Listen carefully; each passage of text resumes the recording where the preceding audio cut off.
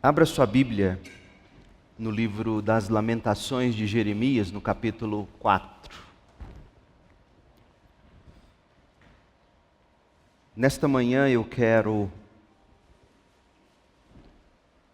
ajudar você a ousar ter esperança encarando a realidade. Encarando a realidade. Nós vamos ler o último versículo, a primeira frase do último versículo. Estou lendo na Nova Versão Transformadora, a NVT. Ó bela Sião. Outras versões dizem, ó filha de Sião. O castigo de sua maldade chegará ao fim. Logo voltará do exílio. O castigo de sua maldade chegará ao fim. Logo voltará do exílio. Esta é a palavra do Senhor. Se você é um consumidor de programas de televisão, e aqui não há qualquer incentivo a você a ser consumidor de programa de televisão, apenas uma afirmação, uma constatação. Se você é um consumidor de programas de televisão, provavelmente já se viu preso em algum reality show. Como a própria tradução literal do termo diz, reality show, esses programas de realidade, reality show, programa, reality, realidade. Programas de realidade costumam mostrar pessoas reais em situações inusitadas. Por exemplo, A Fazenda, Power Couple. Você pode sorrir que está de máscara e aí eu não vou saber que você assiste. Ou Procurando um Novo Amor, Game dos Clones. Tentando estourar na mídia como cantor, The Voice Brasil. Ou como cozinheiro ou chefe de sucesso. Qual é o nome? MasterChef. Ou simplesmente confinadas as pessoas em uma casa com várias outras pessoas desconhecidas e câmeras por todos os lados. Por exemplo, BBB, Big Brother Brasil. Qual a explicação para as pessoas gostarem de reality shows? Por que as pessoas assistem isso? De acordo com um artigo publicado no Psychology Today, uma revista de psicologia popular nos Estados Unidos, existe uma relação bastante direta entre assistir a um reality show e o voyeurismo. Depois você procura no dicionário o que é voyeurismo, V-O-Y, voyeurismo. Agora não, depois você procura. Uma relação bastante direta entre assistir a um reality show e o voyeurismo. Ou seja, é a busca de sensações prazerosas e de saciação da curiosidade. Desse modo, gente, assistir a um reality show seria uma forma segura de acessar experiências, informações que de outra forma seriam ilegais, seriam inacessíveis. Já a psicóloga de análise comportamental, Kimberly Ferretti Pereira, ela disse o seguinte: outro ponto para o sucesso dos reality shows pode ser a alienação que nos mantém afastados de nós mesmos e ligados ao mundo.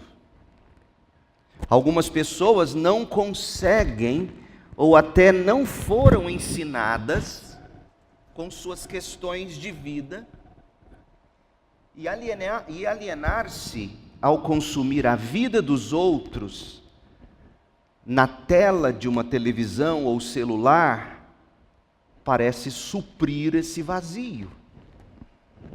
Então você quer sair da sua vida, porque não aguenta a realidade, e quer viver a realidade de outra pessoa, na tentativa de suprir esse vazio. Veja, não sou eu que estou dizendo, são psicólogos especialistas em comportamento social. Essas informações que eu acabei de dar para vocês, elas foram extraídas do Canaltech, que é um site de tecnologia na internet. O artigo tem um título bastante provocador: A febre do BBB e por que gostamos de cuidar da vida dos outros. Eis a conclusão da articulista Nathalie Rosa. Ela escreveu assim, e veja se você concorda com ela. Depois de ela mostrar todas essas questões, e essa incoerência do mundo é que eu não entendo, mas enfim. Ela escreveu assim: não é de todo mal se alienar e focar na vida de outras pessoas como forma de entretenimento. Visto que a vida é tão dura que qualquer forma de escape na televisão, cinema ou literatura é bem-vinda. Será, meu povo? Será que viver essa alienação é de fato saudável? Ora, segundo o que nós temos aprendido aqui em Lamentações de Jeremias, de fato, segundo a cosmovisão bíblica, segundo a visão de mundo que a Bíblia nos apresenta, qualquer escape como forma de fuga da realidade, fuga para não ter que lidar com a realidade, nunca será o caminho para se encontrar a felicidade ou o bem-estar tão desejado de todos. Alguns fogem da realidade consumindo reality shows. Outros fogem da realidade consumindo bebida alcoólica, até desenvolver o alcoolismo, por exemplo, consumo de drogas, etc, etc, etc. O que não falta ao ser humano é a tentativa de ele fugir da realidade, porque ele não suporta lidar com a vida que ele tem. Tudo isso, no mínimo, é uma forma de enganar a si mesmo. Em todo caso, vai destruir a pessoa, sobretudo eternamente. Fugir da realidade consumindo reality shows, consumindo qualquer outra coisa, é o mesmo que alguém com alguma doença letal viver negando que está doente e nunca querer buscar o tratamento. O que vai acontecer com essa pessoa? Ela vai morrer. E ela vai morrer rápido. Uma das muitas razões pelas quais eu aprendi a amar o livro de Lamentações se dá, sabe por quê? Se dá pelo que o livro não faz. Eu aprendi a amar Lamentações pelo que Lamentações de Jeremias não faz. O que Lamentações de Jeremias não faz? Primeiro, Jeremias não foge da realidade. Ele encara a realidade de frente. Ele encara a realidade de frente com fé na bondade, na soberania, na santidade e na justiça de Deus, como a gente estudou no capítulo 3. Outra coisa que Lamentações não faz: Jeremias não apresenta uma fórmula definitiva para a resolução dos nossos problemas. Jeremias não dá uma receita de cura total para as dores que nos afligem. E que, segundo Jeremias mesmo escreve no livro, essas dores, essas aflições, não vêm da Babilônia em última instância, vêm das mãos do próprio Deus. Portanto, em primeiro lugar, Lamentações não foge da realidade. Segundo, Lamentações não apresenta fórmula definitiva para resolução ou cura. Terceiro, esse livro do Antigo Testamento não responde a todas as nossas perguntas existenciais. O livro, assim como Jó, não responde a todos os nossos porquês. Jeremias não nos comunica as lições de uma maneira organizada. Tampouco ele nos apresenta de modo confortável.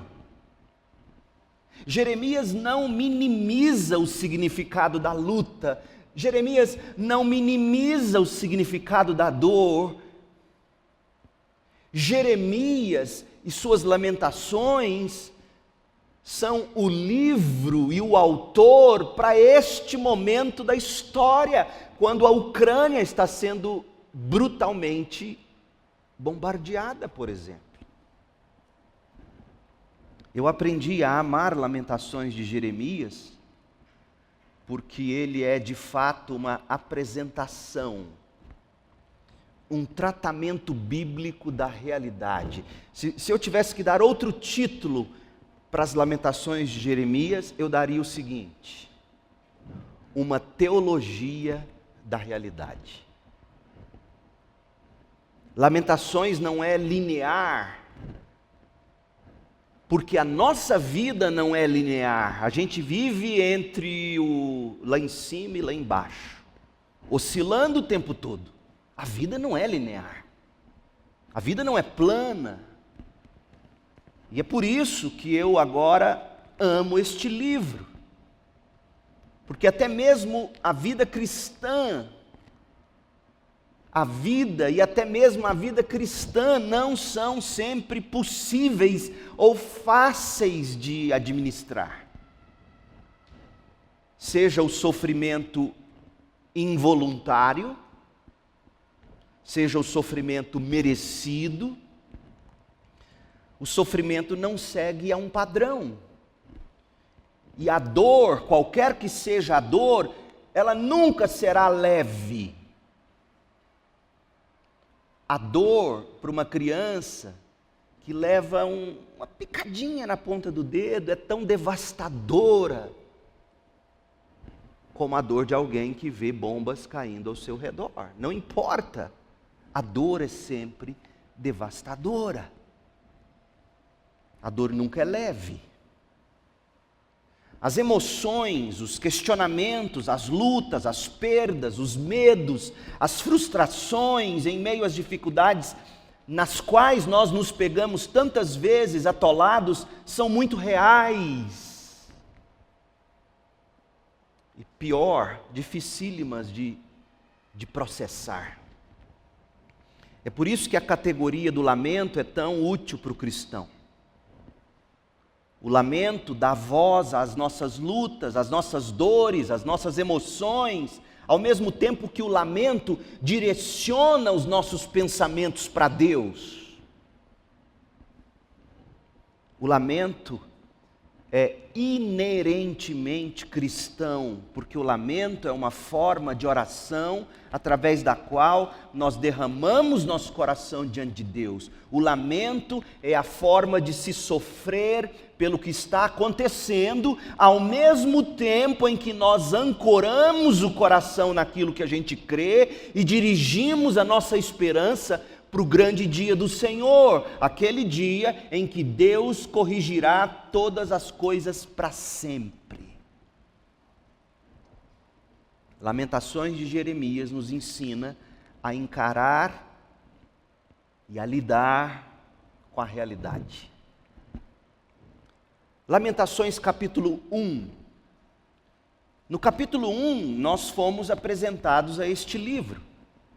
E a destruição poética e gráfica da queda da cidade de Jerusalém em 586 a.C. Nós aprendemos sobre as consequências devastadoras do pecado e como nós podemos ousar ter esperança juntando cacos do que sobrou. Às vezes nós vamos ter que encontrar ou ousar ter esperança juntando cacos. Lamentações 2 nos apresentou a magnitude da santidade e da justiça de Deus, e nós aprendemos que quando Deus se volta contra o pecado, aos nossos olhos, Deus chega a parecer um inimigo. Foi isso que vimos no capítulo 2. Em Lamentações 3, nós subimos ao cume das lamentações e enxergamos a esperança de novas misericórdias a cada manhã e a confiança na fidelidade de Deus. Além disso, aprendemos que a expressão de Lamentações 3:23, grande é sua fidelidade, essa afirmação foi declarada enquanto Jerusalém se achava em ruínas. É uma declaração de fé em meio ao caos dos problemas. Em outras palavras, Jeremias estava lamentando a destruição da cidade de Jerusalém, ao mesmo tempo em que Jeremias se apegava ao que ele sabia ser verdade sobre Deus. O profeta Jeremias usou o lamento para fazer duas coisas. Primeiro, o lamento para expressar sua tristeza, e segundo, o lamento para ancorar sua esperança. Lamentar é cristão, e o crente que não aprende a lamentar, viverá murmurando, se de fato ele é crente. Mas o livro de Jeremias não terminou. Nós ainda temos 2 capítulos e eles não são, à primeira vista, otimistas. Ambos os capítulos finais, Lamentações 4 e 5, contêm vislumbres de esperança. Mais do que os capítulos 1 e 2 contiveram.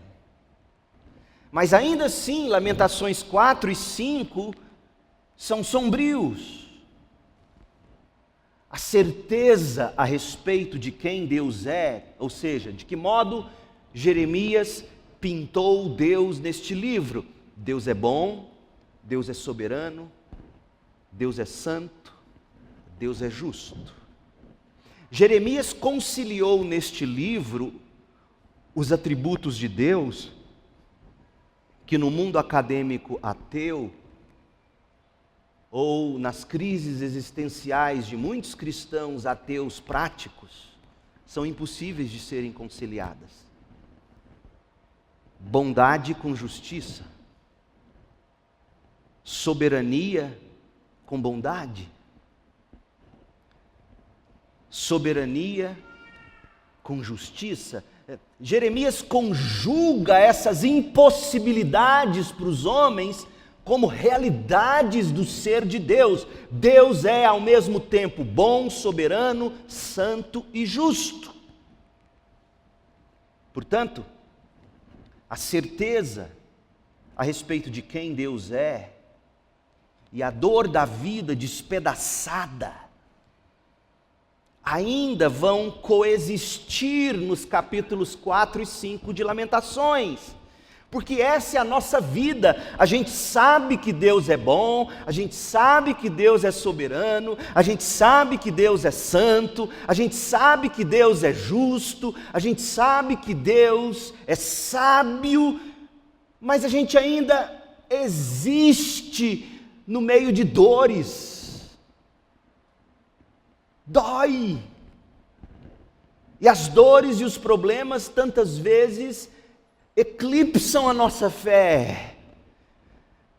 E até mesmo o crente mais fiel é tentado a fugir da realidade para não ter que encará-la. E Lamentações nos traz de novo e de novo para a realidade da dor, mas com uma diferença. O convite de Jeremias é: venha sofrer, mas sofra como quem tem esperança em Deus, não nas circunstâncias. A nossa esperança não é de que a guerra na Ucrânia vai acabar, e amém, tomara que acabe logo, oramos por isso. A nossa esperança não é que a Covid um dia vai embora, amém, tomara que vá, oramos por isso. A nossa esperança é que, ainda que o mundo seja destruído em bombas atômicas, e a Covid ceife ainda bilhões de pessoas, nós nos alegraremos no Senhor. Essa é a nossa esperança. Foi isso que Abacuque aprendeu. Lamentações 4, em particular, relata a misericórdia de Deus. Misericórdia esta que é experimentada após o quebrantamento. E o quebrantamento é resultado da quebradeira da vida da gente. A esperança de Lamentações 3 ainda é verdade. Mas Jeremias continua refletindo sobre como as pessoas realmente estão quebradas lá em Jerusalém, em decorrência do pecado que provocou o despejar, a aplicação da ira de Deus. Deus mesmo quebrou o seu próprio povo, de tal forma que a única esperança que ele deixou restar àquela gente foi ele, Deus somente, nada mais. Deus os quebrou para poder moldá-los de novo ao seu próprio jeito. Deus tirou as coisas deles, as coisas que eles usavam como muletas, para que eles se apoiassem somente em Deus, nada mais. Deus os quebrou para que eles se quebrantassem e no quebrantamento achassem misericórdia.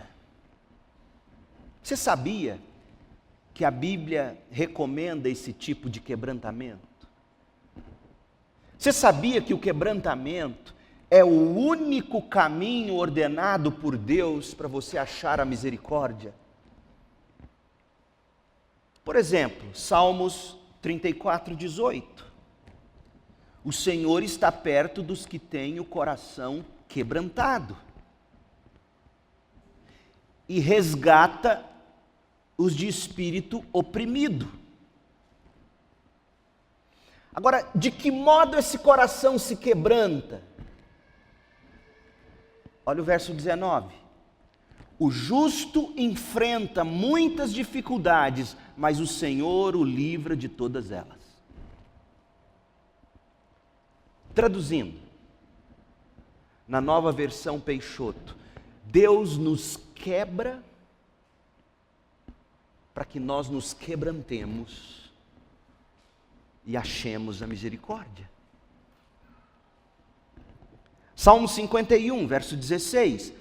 Tu não desejas sacrifícios, do contrário eu os ofereceria. Também não queres holocaustos. O sacrifício que desejas é um espírito quebrantado. Não rejeitarás um coração humilde e arrependido. E de que modo Davi chegou ao quebrantamento? Depois de toda quebradeira que o pecado dele causou na vida dele. É só você ler a história dele com Batseba e a vida dele desde então.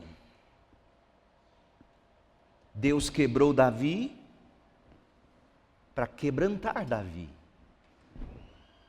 E isso nos ensina que nem mesmo o homem segundo o coração de Deus é santo o bastante para Deus não ter que quebrá-lo. 1 de Pedro 5, verso 6. Portanto, humilhem-se sob o grande poder de Deus. Humilhem-se diante do grande poder de Deus, e a humilhação aqui era um chamado ao sofrimento. Esse é o contexto da carta de Pedro. Humilhem-se sob o sofrimento, e no tempo certo o Senhor Deus os exaltará. Entreguem-lhe todas as suas ansiedades, pois Ele cuida de vocês. E Jesus, em Mateus 11, 28 a 29.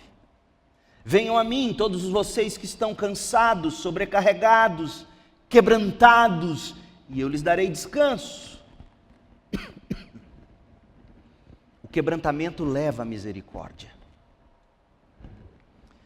Mas o que eu quero dizer por quebrantamento? Por quebrantamento eu quero dizer quando Deus remove os objetos da nossa confiança, da nossa autoconfiança. Quando Deus remove esses objetos, ou pessoas, ou condições de vida, quando Deus remove tudo isso de tal forma que nós somos levados a confiar somente nele, nada mais. Eu estou falando de quando suas muletas na vida são chutadas. E você cai nos braços de Deus, fazendo de Deus sua única esperança. Às vezes o quebrantamento vem quando você é quebrado por causa do seu próprio pecado. Às vezes o quebrantamento vem por causa do pecado de outra pessoa cometido contra você. E o quebrantamento também pode vir por causa do mundo quebrado ao seu redor, como este em que estamos vivendo em 2022. Mas veja, independentemente de como chega a quebradeira, independentemente de como Deus chute a nossa muleta, o resultado é o mesmo.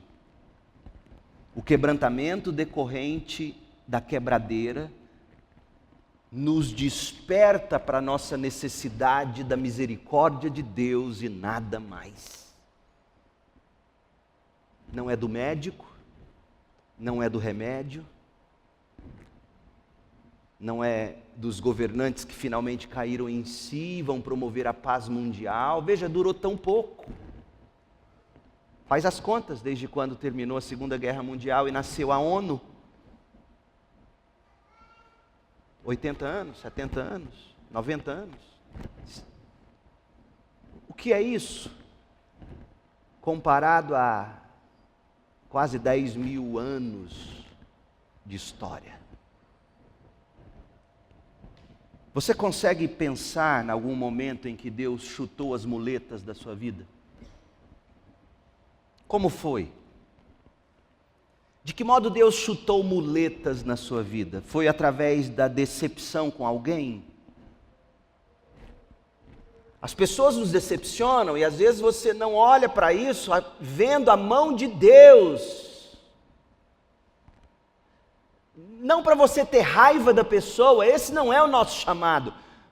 Nosso chamado não é para ter raiva de quem nos decepciona. Nosso chamado é para abrir os olhos e falar: eu estou tão decepcionado assim, porque eu fiz dessa pessoa que me decepcionou um Deus.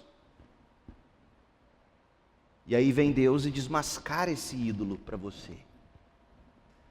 E a gente é tão carnal, que em vez de ver Deus chutando a muleta para a gente cair no braço dele, a gente cai no braço da raiva, da ira, do você vai me pagar por isso. De que modo Deus chutou sua muleta? Decepção com alguém?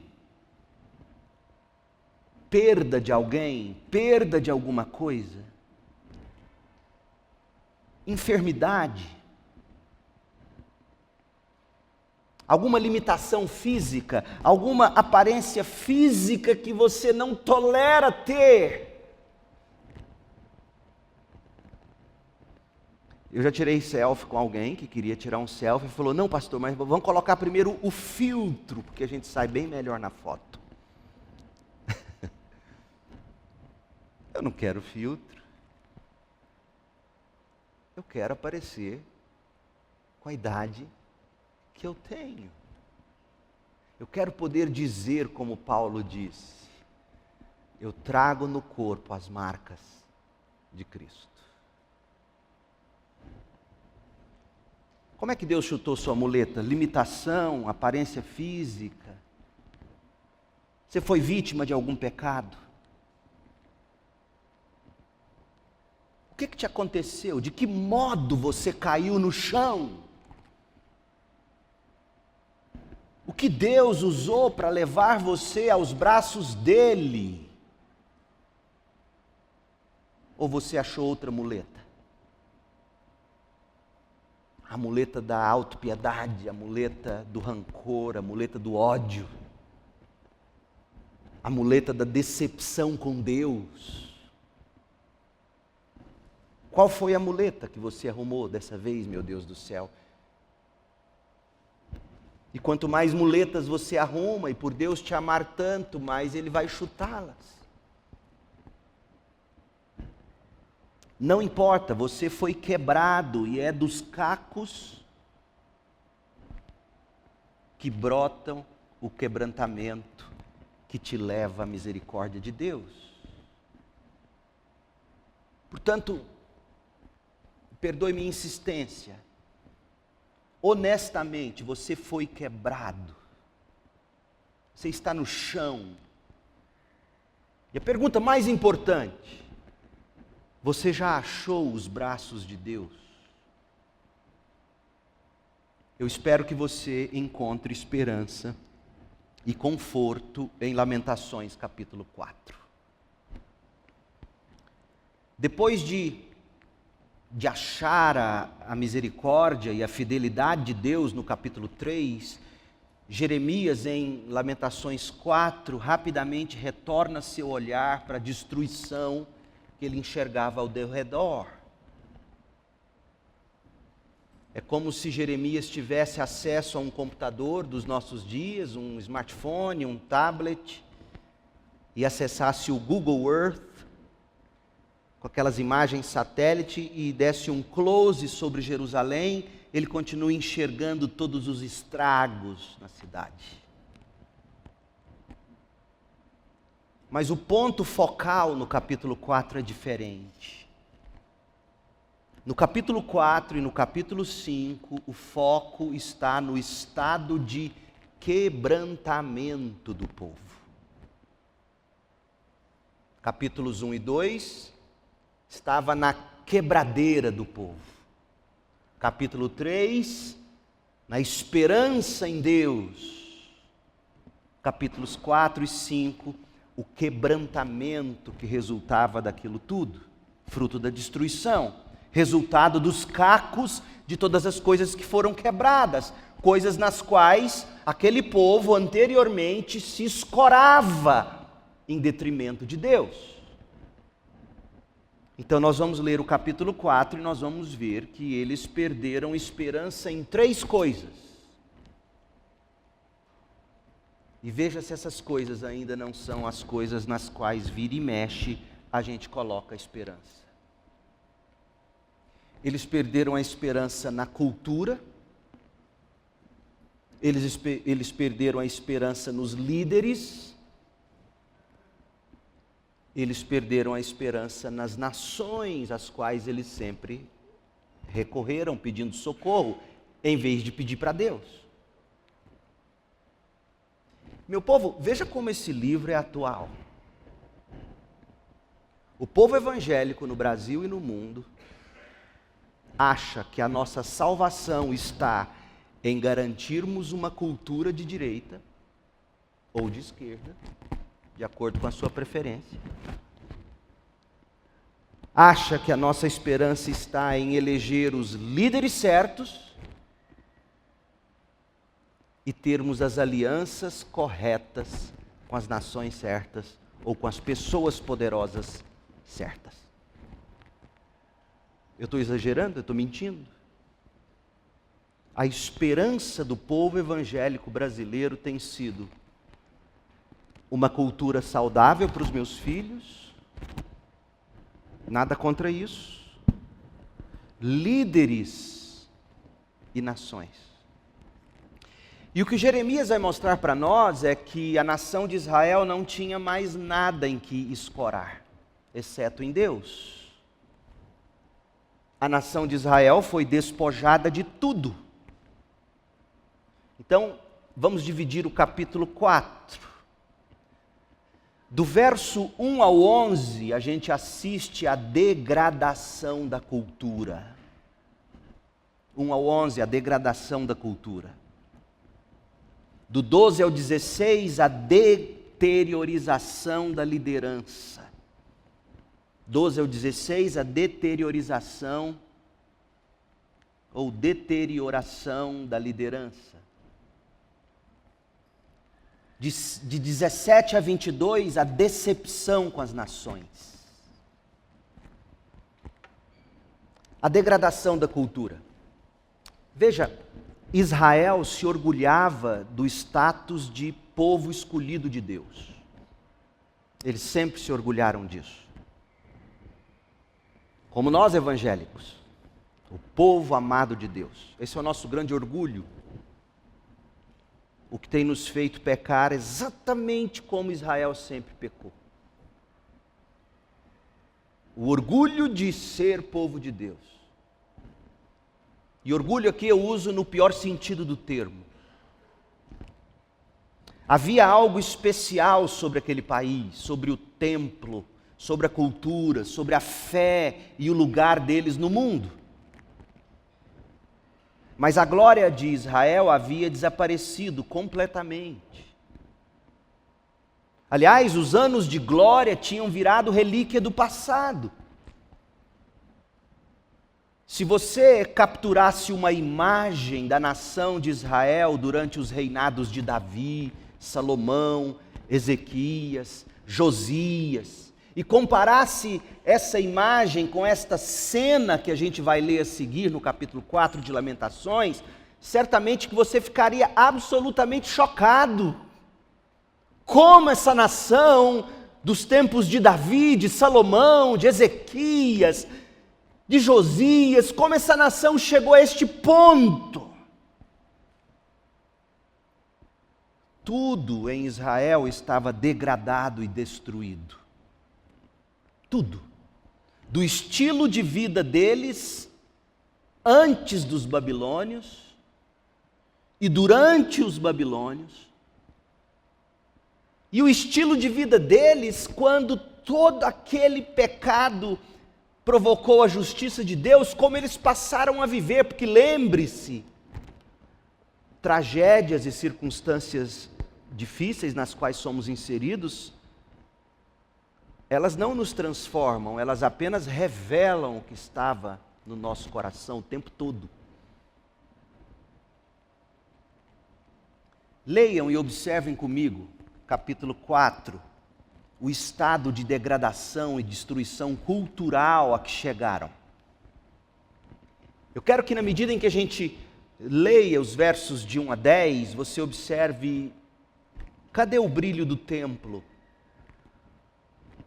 Quero que você observe o desprezo pelo povo de Deus, a perda da civilidade, a perda da compaixão naquela nação, a extravagância que um dia eles tiveram e agora não tem mais, a imoralidade que foi lentamente degradando a nação, a ostentação que não era mais possível de ser bancada, a fartura que não existia mais e a crueldade que era praticada. A cultura deles ruiu. Verso 1, Lamentações 4:1. Como o ouro perdeu o seu brilho. Até o ouro mais puro ficou embaçado. Referência ao ouro do templo. As pedras sagradas estão espalhadas pelas ruas. Em linguagem de hoje, os tijolos o reboco, as partes do templo espalhadas pelo chão. Vejam como os filhos preciosos de Sião, que valem seu peso em ouro puro, são tratados como vaso de barro feitos por um oleiro qualquer. Deixaram de ser Tupperware e se tornaram vasilha da China. Até os chacais, olha só, até os chacais amamentam seus filhotes, mas meu povo não age assim. Acabou a compaixão. Como as avestruzes no deserto, ignora cruelmente o clamor de seus filhos. Avestruzes eram conhecidas por pôr seus ovos e abandoná-los. A língua seca dos bebês gruda no céu da boca por causa da sede. As crianças imploram por um pedaço de pão, mas ninguém as atende. Os que antes comiam as comidas mais finas, agora morrem de fome nas ruas. Os que antes vestiam roupas da melhor qualidade, agora reviram os montes de lixo. A culpa de meu povo é maior que a de Sodoma. Você pode imaginar a degradação moral, a degradação sexual da nação? Povo de Deus, hein? A culpa do meu povo é maior que a de Sodoma. Só que Sodoma foi destruída de repente, lembra? De repente um fogo cai do céu. E ninguém ofereceu ajuda. Israel, em contrapartida, Jerusalém, Judá, em contrapartida, foi minguando ao longo de 3 ou 4 anos de estado de sítio. Deus foi matando lentamente. Nossos príncipes eram radiantes de saúde, mais brilhantes que a neve e mais brancos que o leite. Seu rosto era rosado como rubis e sua aparência como safiras. Agora, porém, seu rosto está mais escuro que fuligem. Ninguém os reconhece nas ruas. Sua pele pegada aos ossos, seca como madeira. Os que morreram pela espada foram mais felizes que os que morrem de inanição. Você está prestando atenção? Famintos definham por falta de alimento dos campos. Mulheres de bom coração cozinharam os próprios filhos. Elas os comeram para sobreviver ao cerco que durou 3 anos. Portanto, gente, não foi por capricho divino. Não foi por capricho divino que o juízo caiu sobre a nação santa, e Jeremias deixa isso muito claro. Olha o verso 11, capítulo 4, verso 11. Agora, porém, a ira do Senhor está satisfeita, sua ira ardente foi derramada. Em Sião, o Senhor acendeu um fogo que queimou a cidade até seus alicerces. Alguém ainda ousaria perguntar a Deus: por que, Deus, tamanho juízo?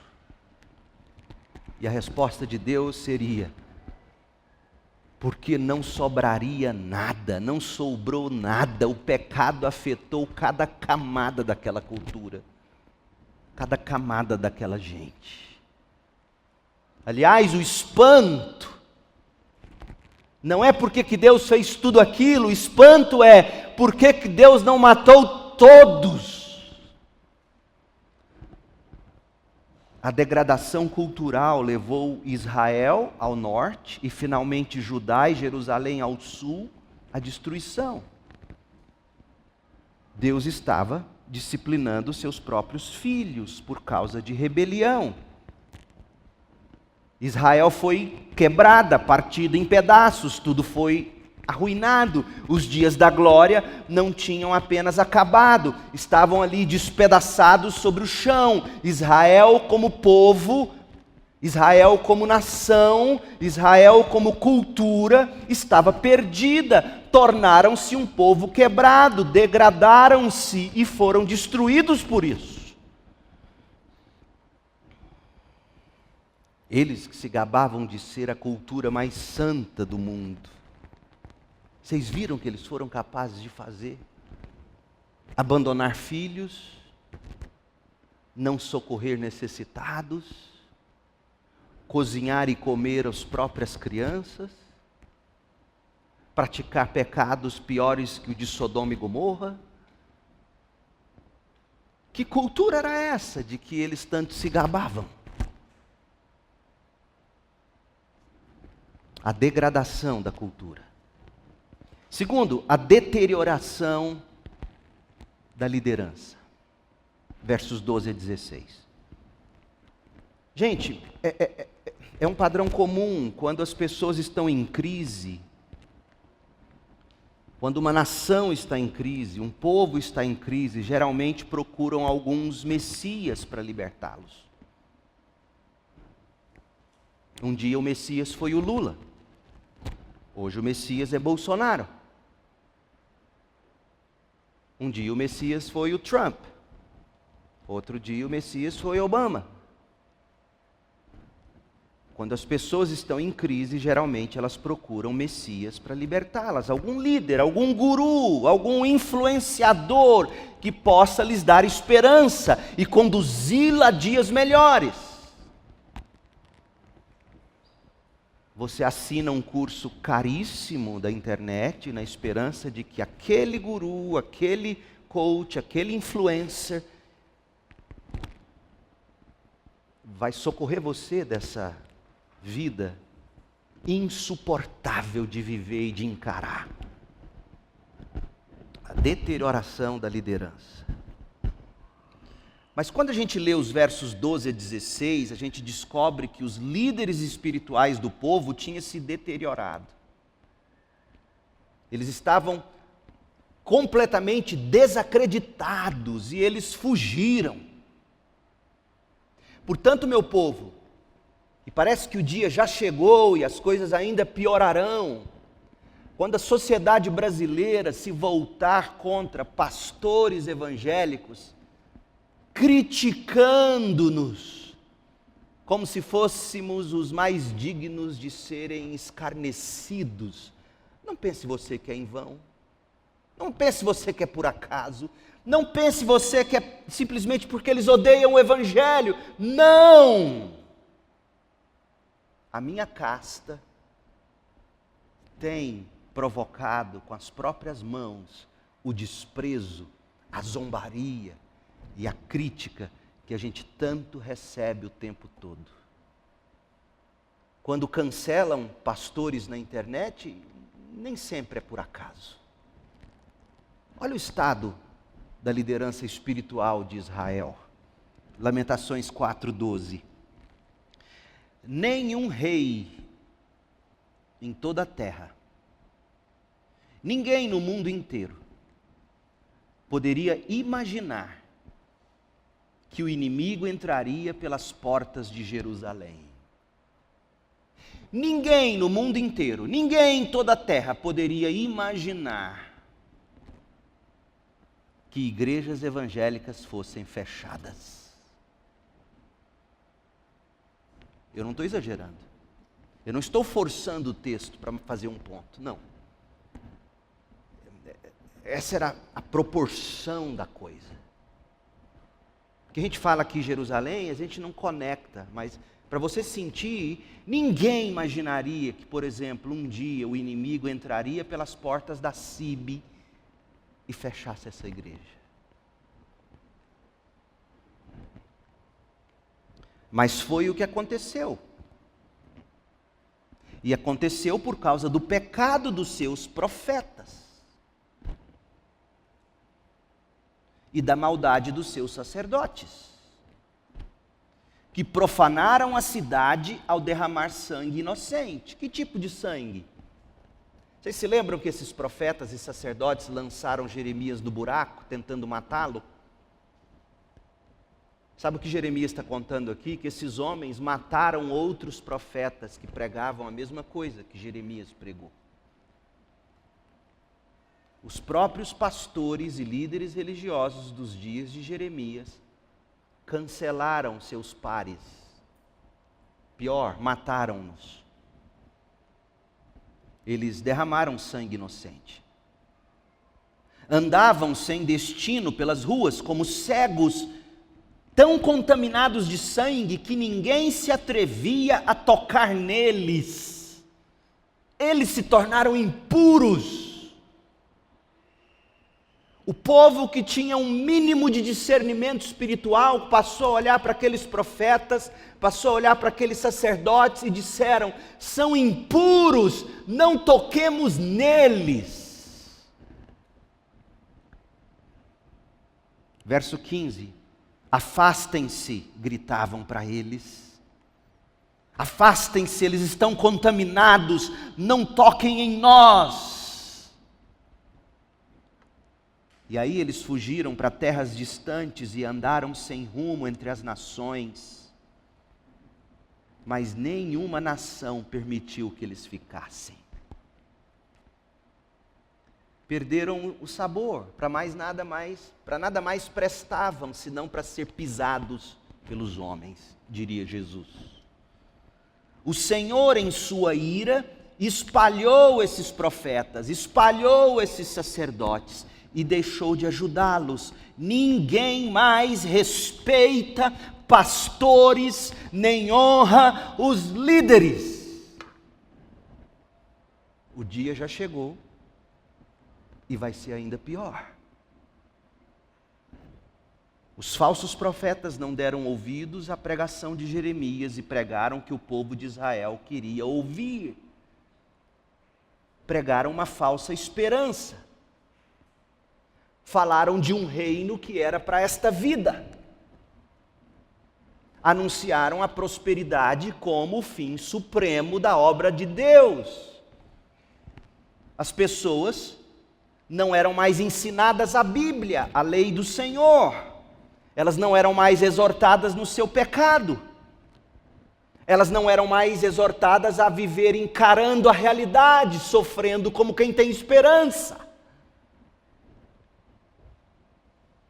E o efeito é que os líderes perderam a moral, Deus virou o rosto para eles, e a cultura estava degradada,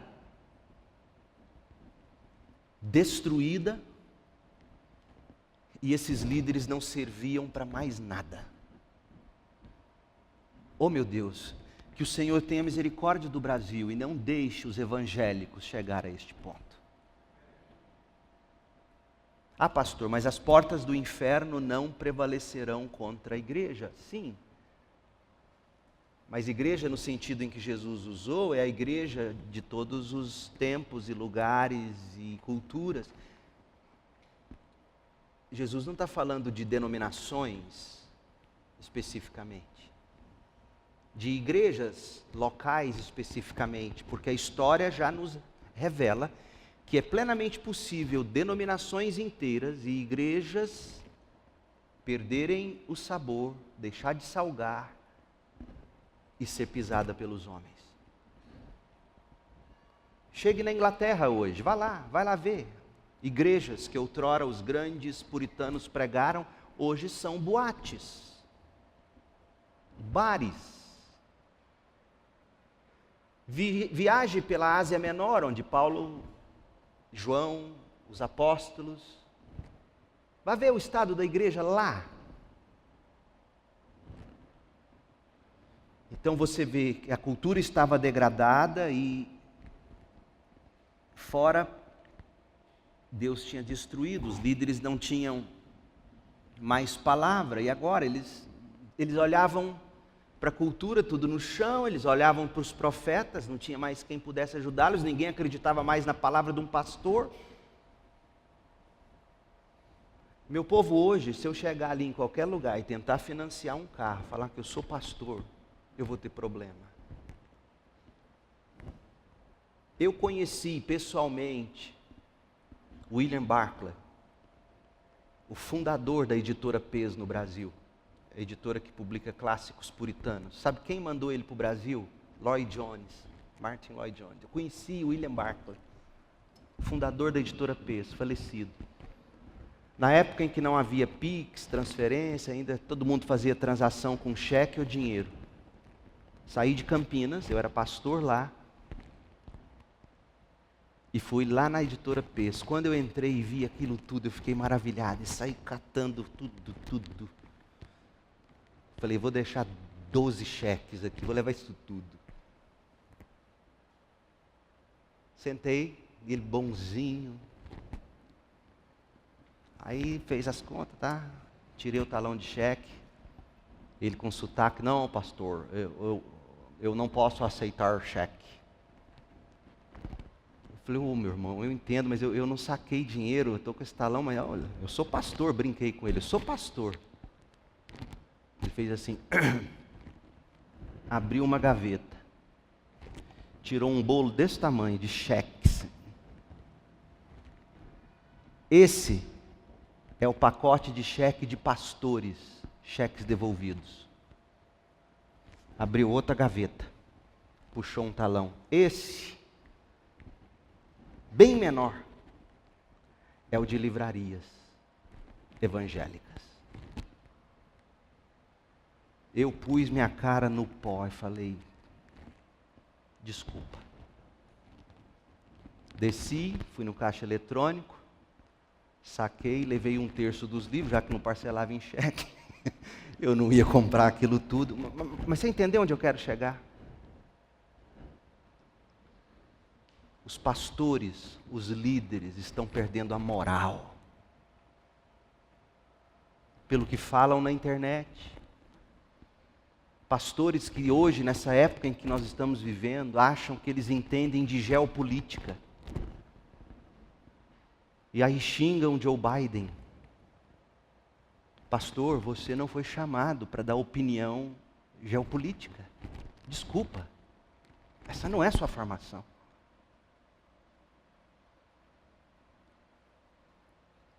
Não é à toa que nós estamos perdendo o respeito. Não é à toa que não querem mais nos ouvir. Não é à toa o que olham para nós como olham. E vai ser pior. Então, a cultura estava degradada, a liderança estava deteriorada e, por fim, a decepção com as nações. Versos 17 a 22. Quando eles olharam para a cultura e viram tudo aquilo destruído, quando eles viram que eles não tinham mais líderes a quem recorrer para implorar a Deus por socorro, eles começaram a buscar aliança com as nações. E uma das nações que eles mais usaram como aliança foi o Egito. Aliás, se você ler Jeremias 37, de 5 a 8, você vai ver que houve um momento da aliança de Judá com o Egito, em que o Egito, quando chegou perto de Jerusalém, os babilônios até saíram do estado de sítio por um breve período. Mas Deus disse, não vai adiantar o que vocês estão fazendo, os babilônios vão voltar, e quando eles voltarem, eles vão destruir vocês. E foi o que aconteceu. E foi o que aconteceu. Meu povo, deixa eu tentar fazer você entender. Guardadas as proporções, quando Jeremias pregava e dizia, entreguem-se aos babilônios e quebrantem-se nos meus braços, era isso que... Leia Abacuque, leia Jeremias, era isso que Deus queria que o povo fizesse. Entreguem-se aos babilônios, o pecado de vocês chegou num limite que vocês serão disciplinados. Entreguem-se aos babilônios e eu vou restaurar vocês depois que chegar o quebrantamento. guardadas as proporções, seria o mesmo que um profeta chegasse hoje e dissesse: entreguem-se aos russos, entreguem-se ao Lula, entreguem-se ao Bolsonaro, entreguem-se à direita, entreguem-se à esquerda, rendam-se. Eu estou quebrando vocês, eu estou disciplinando vocês, para fazer de vocês um povo que de fato reflete a imagem da minha glória. Porque do jeito que vocês estão, vocês não prestam para mais nada, senão ser pisado pelos homens. Eles foram atrás dos egípcios. Os egípcios falharam com eles. E olha o que aconteceu. Lamentações 4:18. Aliás, você observa que, verso 18, não podíamos sair às ruas, pois nossos passos eram vigiados. Você acha que é novidade o livro do Orwell, 1964, como é que chama? 84? Você acha que é novo? A gente ser vigiado pelo Google, vigiado pelas câmeras. Oh, como o povo de Deus padece por não conhecer o Senhor e a palavra dEle. Não podíamos sair às ruas, nossos passos eram vigiados. Nosso fim se aproximava, nossos dias estavam contados, estávamos condenados. Nossos inimigos eram mais rápidos que as águias no céu. Fugimos para as montanhas, mas eles nos perseguiram no deserto, nos escondemos, mas eles estavam lá, esperando por nós. Aonde quer que chegassem, eram capturados. Sem cultura, sem pastor, sem ajuda de ninguém, nem do próprio rei. Olha o que Jeremias vai falar do rei de Israel. Olha o que acontece com uma nação quando essa nação confia mais no seu presidente, ou rei, ou governante do que em Deus. Verso 20. Nosso rei, o ungido do Senhor, a vida de nossa nação, o rei, o ungido, a vida da nação, foi capturado nos laços deles, foi levado para a Babilônia. E olha só, olha como eles tinham esse rei. E nós pensávamos que sua sombra nos protegeria de qualquer nação da terra. E nós pensávamos que se tivéssemos este ou aquele na presidência do Brasil, nos protegeria de qualquer ideologia satânica. Nada novo debaixo do sol. E pelo amor de Deus, não me diga que eu estou pregando contra a esquerda ou contra a direita. Não, o que eu estou te dizendo é que a história dos evangélicos de 2013 para cá é a mesma de Jerusalém no contexto da queda pelas mãos dos babilônios. Guardadas as proporções. E aí, olha o que vai acontecer, o texto vai falar de Edom. Quem era Edom? Edom eram os descendentes de Esaú. E havia uma história longa, de séculos de tensão entre as duas nações. Sempre que Israel ou Judá ou os hebreus precisaram da ajuda dos edomitas, os edomitas fizeram o quê? Deixaram Israel na mão, seus próprios irmãos. E no caso aqui, os edomitas se juntaram aos babilônios e ficaram dando risadas com a desgraça que caía sobre Judá. Olha o verso 21. E aí Deus promete julgar os edomitas. Ó povo de Edom, você se alegra e exulta lá na terra de Uz, mas você também beberá do cálice da ira do Senhor, também ficará embriagado e será despido. Os refugiados na Babilônia, ou os cativos na Babilônia, quando compuseram o Salmo 137, quando eles falam, junto aos rios da Babilônia, sentamos como quem choram, e não podiam mais cantar nem tocar, a raiva deles pelos edomitas era tamanha, porque eles sabiam que os edomitas deram gargalhadas diante da desgraça que o povo passou, que olha o que eles escreveram no Salmo 137, 7. Ó Senhor, lembra-te do que os edomitas fizeram no dia em que Jerusalém foi conquistada. Disseram, derrubem-na, arrasem-na até o chão.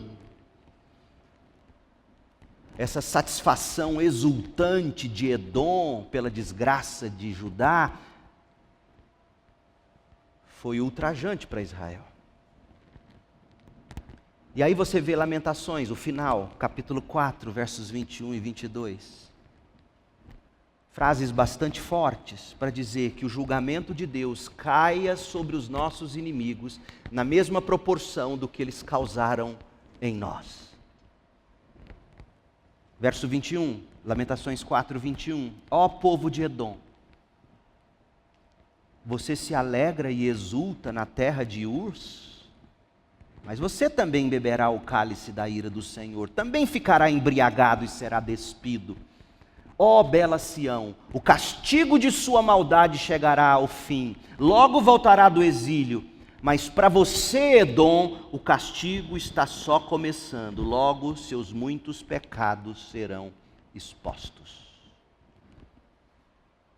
Sabe o que esse texto ensina para nós? Os versos 17 a 22, a decepção de Judá e Jerusalém com as nações. A decepção com o próprio rei Zedequias, que não pôde fazer nada. A decepção com o Egito, que não fizeram nada. A decepção com Edom, que eram seus próprios irmãos. Você consegue enxergar como o povo de Deus está quebrado aqui em Lamentações 4? A nação estava em pedaços, a cultura em pedaços, a liderança em pedaços, governo em pedaços, nações em pedaços. Para que eles se quebrantassem. Nesse capítulo inteiro só tem 15 palavras de esperança, mas elas estão aqui, graças a Deus. Elas estão no verso 22. Ó bela Sião, o castigo de sua maldade chegará ao fim, logo voltará do exílio. A única esperança, a única misericórdia oferecida em Lamentações 4 é simplesmente de que Deus é quem está por trás do julgamento e que o futuro, como nação, está nas mãos de Deus. Olha como a Nova Versão Internacional, a NVI, traduziu. Ó cidade de Sião, o seu castigo terminará, o Senhor não prolongará o seu exílio. O Senhor não prolongará o seu exílio.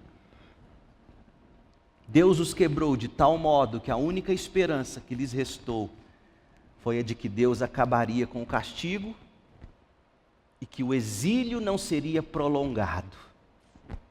Em outras palavras, a única esperança é de que a nação estava totalmente à mercê, não de líderes, não de direita ou de esquerda, não da ONU, não de Trump ou Biden, não de Lula ou Bolsonaro. A única esperança é de que eles estavam à mercê de Deus. Era isso que Deus queria ensinar para eles. O orgulho de vocês não é pela cultura de vocês, o orgulho de vocês não é pelos líderes de vocês, o orgulho de vocês não é a aliança de vocês, o orgulho de vocês sou eu.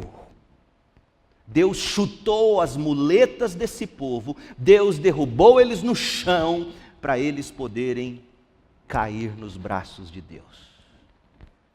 Eu não sei onde Deus tem você nesse momento. Talvez você possa se identificar com a imagem que a gente viu aqui do povo. Deus te quebra para poder te quebrantar. Sabe o que mais me entristece, gente? Especialmente na vida de pessoas mais idosas. Eu vejo pessoas sendo quebradas a vida inteira. Ou ouvindo as histórias, eu vejo que elas foram quebradas a vida inteira. Por Deus. E em vez de elas se quebrantarem, elas se tornam mais amargas, mais críticas, mais briguentas, mais relientas, mais faladeiras. Eu, que sou pastor e tenho uma ética onde o que se fala dentro do meu gabinete morre lá. Tem coisas que eu já ouvi ali dentro que nem minha esposa um dia jamais ouvirá. Sabe qual é das coisas que mais me entristece quando eu ouço dentro de um gabinete pastoral ou numa conversa informal com alguém? É quando filhos de crentes, netos de crentes, viram para mim e dizem, como eu já ouvi algumas boas vezes, infelizmente, eu não quero o Deus da minha mãe, eu não quero a igreja do meu pai. Eu não quero saber da igreja, da fé, do Deus dos meus pais. Gente, isso é muito sério, isso é muito triste. Deus mesmo chuta nossas muletas, Deus mesmo nos quebra, Deus nos joga no chão. Não é a Covid que nos quebra, não é a Rússia que nos quebra. Não é a esquerda, a direita, a nova ordem mundial. Dê o nome que você quiser. Qual é o seu maior medo? Não é a doença que te quebra. Não são essas coisas que te quebram. O que te quebra é Deus. Para te formar de novo. E pode ser que Deus quebre você do seguinte modo. Talvez nessa altura da vida você esteja dizendo, eu não deveria estar solteira a essa altura da vida. Meu casamento não deveria terminar assim, ou meu casamento não devia ser assim. Minha família devia ser mais gratificante, viver casado deveria ser melhor, eu deveria ter uma carreira de verdade, eu deveria ter descoberto o que fazer mais cedo, meus filhos não deveriam ser assim, eu já fiz de tudo. Eu não queria a essa altura da vida tendo que lidar com os mesmos problemas, os mesmos pecados, as mesmas tentações que a vida inteira eu tive que lidar. Eu nunca pensei que Deus fosse permitir que algo acontecesse comigo desse modo. Enfim, qual é a sua dor? De que modo você se sente quebrada, quebrado por Deus? Minha oração é que você veja essa situação de maneira diferente a partir de hoje. A minha esperança é que você veja que se alguma coisa quebrou você, deixando você em pedaços, tudo isso tem um propósito curativo, redentivo. É você se quebrantar diante de Deus, pedir perdão a quem de direito e achar a misericórdia de Deus. Embora seja doloroso e difícil, quando Deus nos quebra, Ele assim procede, para que você no final diga como Jó, antes eu te conhecia de ouvir falar, mas agora os meus olhos te veem. O sofrimento de Jerusalém serviu para fazê-los esperar e confiar somente em Deus. Ó cidade de Sião, o seu castigo terminará, o Senhor não prolongará seu exílio. E aqui está a esperança para nós do lado de cada cruz. A nossa esperança é o fim do exílio. Qual é o nosso exílio? Esta vida, este mundo. A nossa esperança é a terra e o céu que estão por vir. Fraturas que te levam ao quebrantamento, sofrimentos que te fazem ver Deus, conhecer Deus de verdade, nunca serão demais ou desperdício. Deus quebrou Israel porque a confiança deles não era o Senhor. Deus quebra a mim e quebra a você, porque a nossa confiança não pode estar naquilo que a gente julga ser nosso Redentor. Portanto, o melhor reality show, o melhor programa da realidade que você pode assistir é o da sua própria vida. Não fuja da realidade. É na sua realidade, não noutra, não na de outra pessoa, que você vai encontrar Deus, por meio da vida e da obra de Jesus Cristo. Não resista, não fuja da realidade, renda-se, encare a realidade.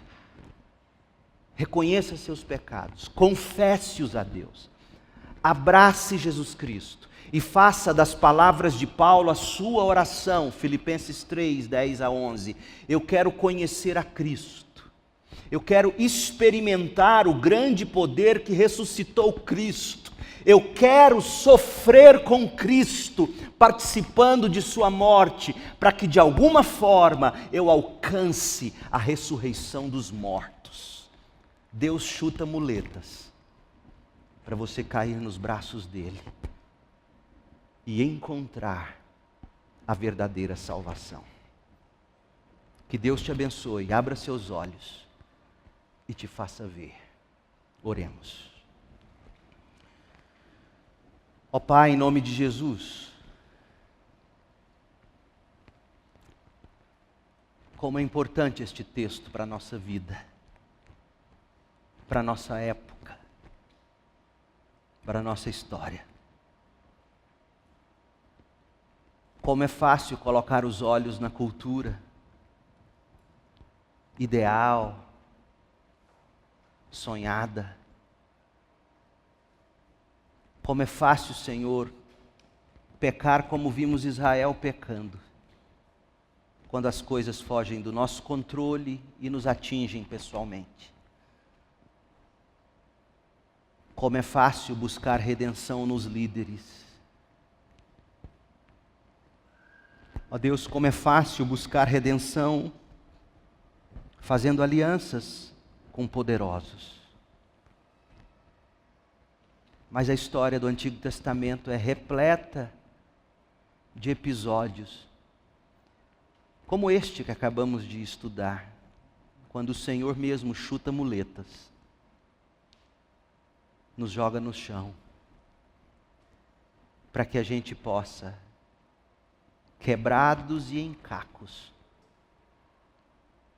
quebrantados, voltarmos-nos para o Senhor com arrependimento e fé. Faça isso, Pai, nesta manhã.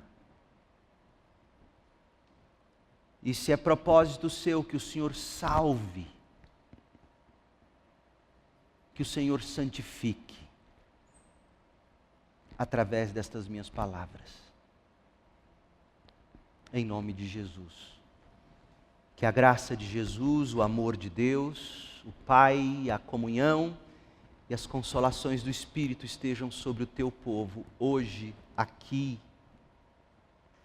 na Ucrânia, na Rússia, em todos os lugares e para sempre, até que Jesus volte para estabelecer seu reino eterno. Em nome de Jesus. Amém.